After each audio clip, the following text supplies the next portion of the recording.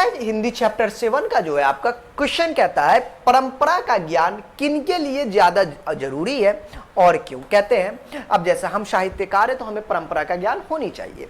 तो यहां पर कहते हैं जो लोग साहित्य युग में परिवर्तन करना चाहते हैं, ठीक है, मतलब आपको कुछ उसमें अलग करना चाहते हैं साहित्य में, लोग लकीर के फकीर न बनकर, मतलब लकीर के फकीर ना बनकर रूढ़ियां तोड़कर क्रांतिकारी साहित्य रचना चाहते हैं, उनके लिए परंपरा का ज्ञान सबसे ज्यादा जरूरी। कुछ मॉडर्न करना चाहते, कुछ चेंजिंग करना चाहते, तो उनके लिए आपको ये जरूरी है। तो ये हो गया जी आपको ये। तो मुझे लगता है ये डिफाइंड आपने कर दिया।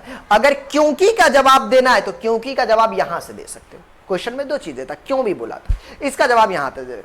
क्योंकि परंपरा के ज्ञान से ही आपको क्या होता है, प्रगतिशील का जो है आपको आलोचना का विकास होता है, ताकि उसका जो है विरोध का विकास होता है, ठीक। तो ये चीज है। तो आप यहां तक भी लिख सकते हो, अगर आपको याद है तो आप यहां तक भी लिख सकते हो, ठीक है। अगर आपको जितना आपको एग्जाम तक में याद हो।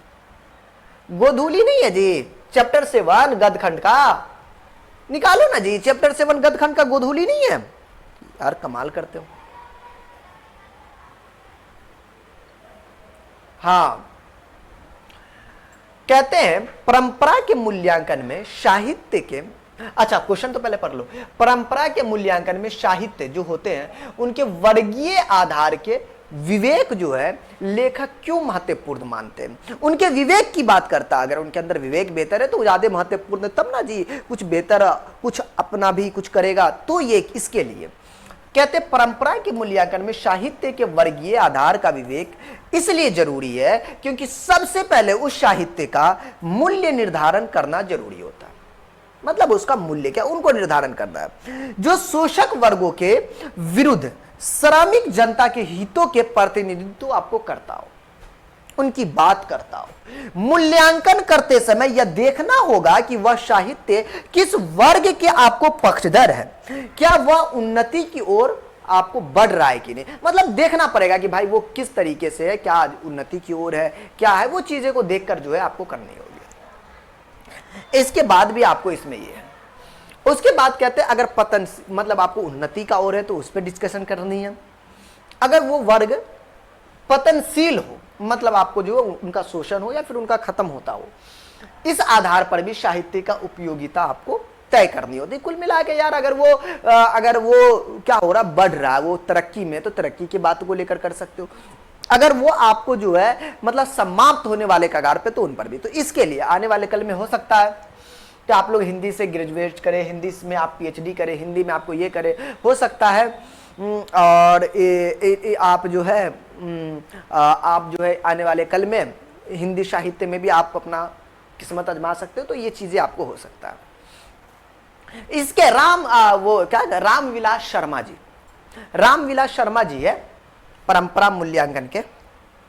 परंपरा, प्रतिष्ठा और भी कुछ था यार, मुझे याद नहीं आ रहा है। एक ये नहीं है, डायलॉग नहीं है जी, ये क्या कहते हैं बच्चन जी का, अमिताभ बच्चन जी का, परंपरा, प्रतिष्ठा, अरे मुझे अगला तो याद ही नहीं आया। कहते हैं साहित्य का कौन सा पक्ष अपेक्षाकृत आपको अस्थाई होता है, कौन सा पक्ष बोलता वो अस्थाई होता है, और इस संबंध में लेखक का राय क्या, लेखक क्या कहते हैं। कहते हैं साहित्य मनुष्य के संपूर्ण जीवन से संबंधित आर्थिक जीवन के अतिरिक्त मनुष्य एक संवेदनशील प्राणी के रूप में भी जो है आपको जीवन जीता है। क्या बोला कि बोला है कि साहित्य जो है मनुष्य के संपूर्ण जीवन से संवर्धित है, आर्थिक जीवन के अतिरिक्त, उसके अलावा भी मनुष्य एक संवेदनशील प्राणी के रूप में भी आपको जीता है। साहित्य में उसकी आदिम भावनाएं, संवेदनाएं और इंद्रिय बोध प्रकट होते हैं। किसमें, आपको साहित्य में। और कहता है यही भावनात्मक आपको पक्ष है और उसे अन्य प्राणी मात्र से जोड़ता है। लेखक के अनुसार कहते जो साहित्य होते हैं, साहित्य का यह भावनात्मक मानवीय पक्ष के अपेक्षाकृत आपको अस्थाई होते हैं। मतलब अस्थाई मतलब अस्थाई होते हैं। क्या बोले भाई बगल, छोड़ो ना यार, बगल वाला का चक्कर छोड़ो। फिलहाल जो है मुझे लगता है अपने बातों पे डिस्कशन करनी लाजमी है बाबू। बगल के ऐसे के तैसे फिलहाल देखिए, इस दुनिया में सबको जीने का हक है। साहित्य में विकास प्रक्रिया उसी तरह संपन्न नहीं होती जैसे जो है समाज में लेखक का आशय स्पष्ट किया जाए। कहते हैं भाई जैसे हम जो है, हम लेखक जो है कहते हैं कि अगर मैं साहित्य में वो बातें लिखते लेकिन समाज में वैसा चीजें नहीं हो पाता। बिल्कुल यार, समाज हर अच्छी चीजों को तो अपना तो नहीं पाता, लेकिन जब बुरी चीजें होती है उसे समाज जरूर जल्दी अपनाता है। ये चीजें आपको देखने को मिलता है मेरे भाई। तो कहते हैं साहित्य में जो है विकास प्रक्रिया उसी तरह संपन्न नहीं होता जैसे समाज में लेखक के कहने का मतलब ये है, जैसे यहां से भी आप लोग इसका डिफाइन लिख सकते हो, मुझे लगता है कि इतना लिखने की आवश्यकता नहीं है।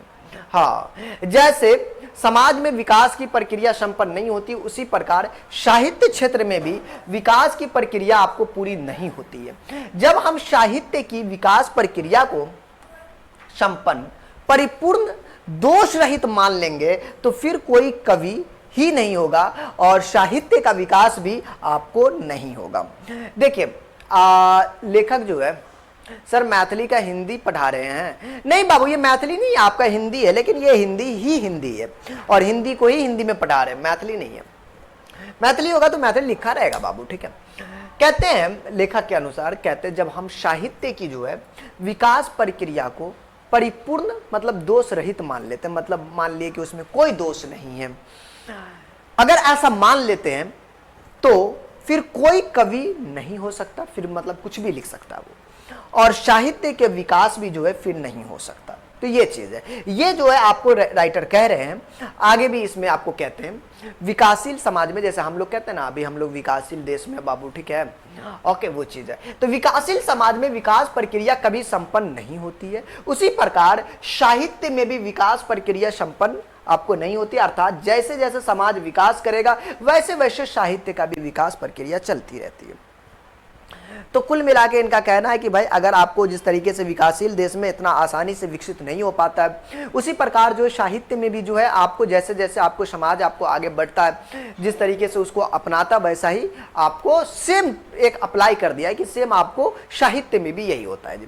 तो इस तरीके से आपको जो है इसमें क्वेश्चन आपको देखने को मिलता है, ठीक है, ओके। हाँ, वैसे देखिए क्वेश्चन तो इसमें बहुत सारे। आप कहते हैं लेखक मानव चेतना के आर्थिक संबंधों से प्रभावित मानते हुए भी उसकी सापेक्ष शुद्धता किन दृष्टांतों द्वारा जो है प्रमाणित करता। कहते हैं लेखक, कहते हैं लेखक मानव चेतना को, हमारी जो सोच है उसको आर्थिक संबंधों से, मतलब हमारा जो आर्थिक स्थिति उसकी बात करना, संबंधों से अगर प्रभावित मानते हुए भी उसके पक्ष में, उसके सापेक्ष में आपको जो है किन दृष्टांतों के द्वारा आपको प्रमाणित करता, मतलब मतलब कौन सी दृष्टि से जो आपको प्रमाणित करता है। तो लेखक कहते हैं हमारे मानव चेतना को आर्थिक संबंधों से प्रभावित मानते हुए भी उसके सापेक्ष, ये तो क्वेश्चन हुआ, शुद्धता स्वीकार करता है, क्योंकि आर्थिक संबंधों से भी प्रभावित होना एक परिस्थिति है। हम लोग जो है हमारे पास अगर किसी भी प्रकार से आर्थिक प्रभाव आ जाता है, आर्थिक स्थिति गड़बड़ हो जाता है किसी भी प्रकार से, तो ये हमारी एक बुरी परिस्थिति को दर्शाता है। उस परिस्थिति में स्वाधीनता भाव का त्याग करना अनिवार्य नहीं है। लेखक इस पक्ष में दृष्टांत देता है और अमेरिका और एथेंस का एक एग्जाम्पल के रूप में आपको जो है ये देता है जी। तो ये चीज है। वैसे इसमें आपको क्वेश्चन बहुत सारा है, फिलहाल देखिए मैं बता दूं ये क्वेश्चन नंबर 6 है, इनके बारे में क्या राय है। साहित्य के निर्माण में प्रतिभा की भूमिका स्वीकार करते हुए लेखक किन खतरों से आगाह करता, मतलब कौन सा खतरा है जिससे आपको आगाह करता है साहित्य के निर्माण में। कहते हैं अगर साहित्य प्रतिभाशालियों में भूमिका जो है आपको लेखक स्वीकार करता है, क्योंकि साहित्य के निर्माण में उनकी भूमिका अद्वितीय और निर्णायक है, ठीक है। लेकिन इस स्वीकारात्मक पक्ष में खतरा भी है। अगर प्रतिभाशाली मनुष्य साहित्य में दोष नहीं होता है और हम दावा नहीं कर सकते हैं, तो कला का निर्दोष होना भी एक दोष है। मतलब कहता है कि अगर कोई आदमी, अगर कोई साहित्यकार है, अगर वो कोई चीज लिख देता, अगर उसको कोई आलोचना नहीं करता है, अगर कुछ ऐसा गलत है लेकिन फिर भी आलोचना नहीं करता, तो वो भी एक दोष है, वो भी एक प्रॉब्लम है। ये चीजें कह रहा है, ठीक है। अब आइए, कहते हैं जब तक कि कला में दोष नहीं होगा, जिसे हम अद्वितीय कला कहते हैं, और उस कला के पक्ष में अन्य प्रतिभाशालियों का उल्लेखनीय कार्य आपको संभव नहीं हो सकता। तो ये आगे आपको कहते हैं बाबू, ठीक है। तो चलिए आगे आपको जो है भाई, राजनीतिक मूल्यों के साहित्य के मूल्य अधिक अस्थायी कैसे होता है, तो ये क्वेश्चन आपको देखनी है भाई। ये देख लीजिए, इनका सोल्यूशन कुछ इस तरीके से, ठीक है। हाँ ये चीज है, मुझे लगता है इसका क्वेश्चन कुछ ज्यादा है, तो आप देखिए क्वेश्चन हमारे पास ये 8 नंबर कुछ इस तरीके से, ठीक है। ओके, आप इसे स्टडी कर सकते हैं। और इसके बाद जो है ये दीर्घ उत्तरीय प्रश्न भी आता है, चलो कोई नहीं फिर। तो ये चीज़ है, ये मतलब पूरे बुक में जो भाई आपका क्वेश्चन था तकरीबन सबका सोल्यूशन यहाँ पे कर दिया गया मेरे बच्चे, ठीक है। तो वो चीज़ है, ओके। तो आप इसे जो है देखकर आप स्टडी कर सकते हो, ठीक है। अगर नोटबुक बना रहे हो तो आप इसका जो है नोटबुक एक बार बना लीजिएगा, ठीक है। हाँ, स्क्रीनशॉट भी ले सकते हो, पॉज करके भी लिख सकते हो, राइट। तो विपरीत से आप आगे लिख सकते हो। भारत के बहुजातीय पूरी इनकी स्टोरी है, तो आप ये कर सकते हो। यकीन जानो, आप इसे स्टडी कर लीजिएगा। नहीं, ये चीज़ है, बहुत ही सारा प्रश्न लग रहा है जी। तो ये चीज़ है, आप यहाँ देखेंगे तो कुछ इस तरीके के यहाँ क्वेश्चन है, ठीक है। ओके जी, हाँ आइए, ये हमारा जो है नेक्स्ट क्वेश्चन है।